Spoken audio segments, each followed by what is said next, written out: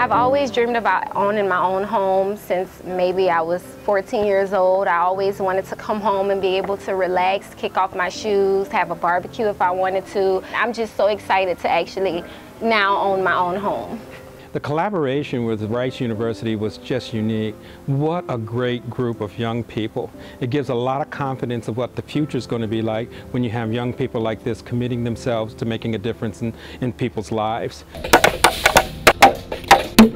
So for them to come out not only to build, but also come up with the enthusiasm and fundraising to have this house happen was just amazing.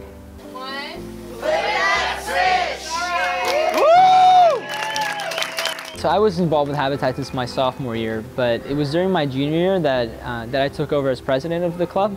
And it was during that year, during one of our first meetings, that's when we started talking about what's the big thing we can do for the coming year and what's our big picture plan. And it was about halfway through that year that we finally agreed upon the Centennial House. As it wasn't called the Centennial House then, but it was a Rice house, and we wanted to build a house and fundraise and design and all of that.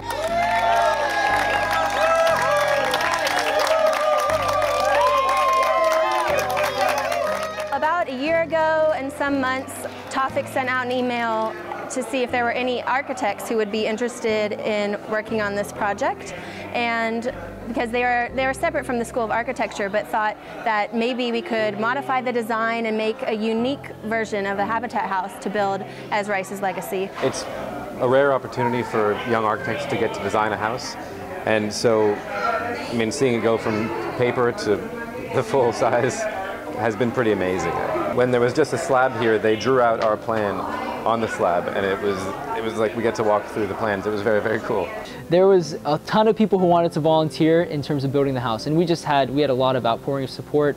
In the beginning of the year, we were building, we actually at Rice, we did that event Shackathon, we did the Rice wall build, we did all these events. We had lots of students and faculty and staff who came out. It was great having Mayor Anise Parker, who's a Rice alumna, and President David Lebron come out to the house and just help us volunteer. They put in some nails in the wall. They were just a part of it, and it was just great having them as just part of the group with us and building it and wearing the same t-shirts that we wore and just doing the work alongside of us. The beauty in these homes is it's a legacy.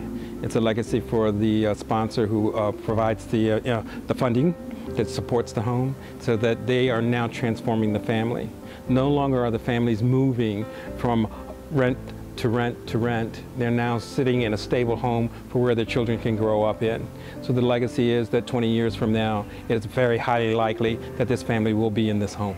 I didn't really know that much about Rice being from New Orleans. I've only been in Houston now for maybe a year and a few months. Actually being able to meet them, they're like some of the most incredible people that I've been able to meet. Like, they have such big hearts to come out and see everybody working on a house. Very positive people, and I'm just so happy to have met them.